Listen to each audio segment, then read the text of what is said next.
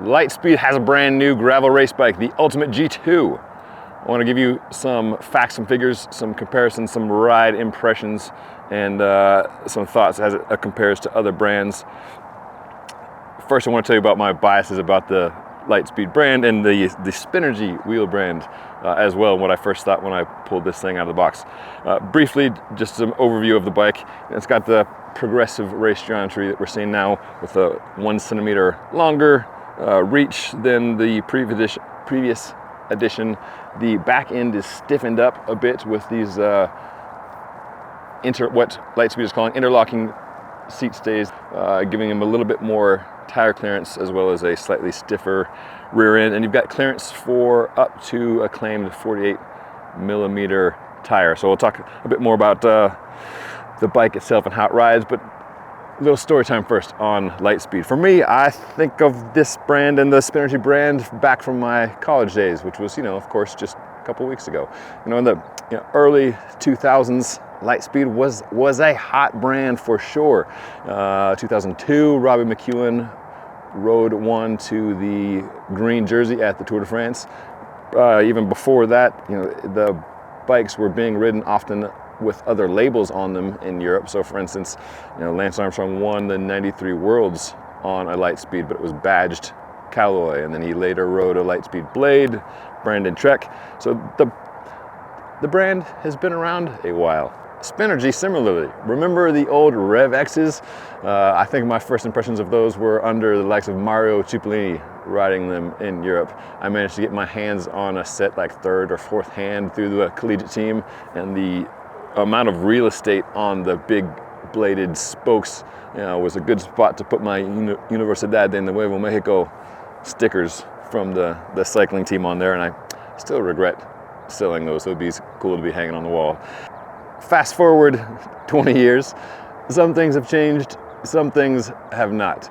Spinergy I haven't really thought of as a Hot Wheel brand for quite some time, and titanium, the material that was so hot for a while when it was lighter than steel, stronger, and much more comfortable than aluminum. It was the hot material for a bit until this little thing called carbon fiber came along, and then many of us turned our attention away from titanium. I hadn't given Thai bikes or Litespeed much of a thought for probably 10 years or so until I got on a Cherahala in 2018, I want to say, which is an all-road bike that at the time had clearance for up to 40s, which was super progressive for 4 or 5 years ago.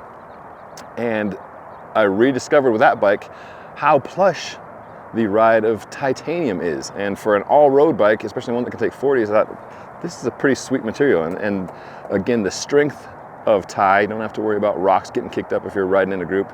That was a reawakening of sorts for me with Thai in general and Litespeed in particular.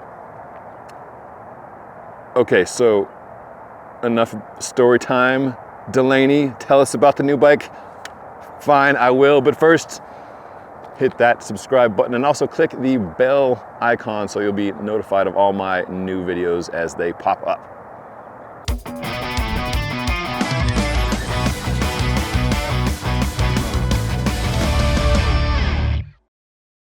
So what's new with the G2? As my man Brad Devaney, not Ben Delaney, but Brad Devaney at Litespeed says, this bike is about more tire clearance, more stiffness, more progressive geometry. The Ultimate has been a name in the Litespeed family for quite some time with the road bike, and now the Ultimate Gravel is following in its footsteps as the best all-around gravel race bike. As I mentioned at the top of the video, the most visually discerning, visually separating feature of this bike compared to the original is the seat stay configuration. The idea is that having a broader stance and multiple points of contact is giving a laterally stiffer rear end. Titanium is a wonderful material in that it has a lot of natural vibration damping qualities, but a long-standing knock against the material, especially compared to carbon and even aluminum, is that it's that same flex that is comfortable also can dampen, if you would, your power transfer. So like, the bottom bracket stiffness of tie bikes had a hard time keeping up with a super stiff carbon bike. So that's what this, extra triangulation in the rear triangle is all about. And another benefit again is you can get up to 50s if you use a slicker tread. Litespeed is pegging them at 48. Longer top tube, adding a centimeter or so here and reducing the stem by a centimeter, something we're seeing across a lot of brands. The idea is that you can have the same total reach figure as you're accustomed to on your road bike, but you're having a more stable front end because you've got longer fixed and a shorter steering configuration up front. Chainstays are still kept to a rather tidy 425 millimeters, which is pretty straight up the middle for gravel race bikes. Litespeed does this a couple ways. It's got a CNC machined yoke on the drive side chainstay, so you've got clearance for the tire and a double chain ring, which I love me a good double chain ring. And then also the seat tube is scooched forward on where it sits on the bottom bracket, just to get a little bit more clearance and still have the seat tube angle that Litespeed is going for. Total wheelbase, again, kind of middle of the road for a gravel race machine. It's longer than something like the BMC Caius that I just rode or the Cervelo Aspero 5, but it's a little bit shorter than the the Salsa Warbird, which is a bit more slacked out, or even the Trek Checkpoint. So straight up the middle of the road for a gravel race with the Litespeed G2 Geo. Up front, depending on frame size, you're looking at 71 to 72 degrees, which is on the steeper end for gravel bikes. And that's the gravel race territory. It's not slacked out like the far end of craziness. The evil Chamois Hagar is a 66, but even like the Wacha, which is Litespeed's gravel adventure bike, bikepacking bike, is certainly much slacker than this.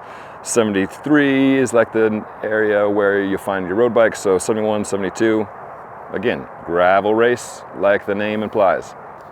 Another thing that has changed in 20 years is the relative pricing structure and sales distribution for Litespeed.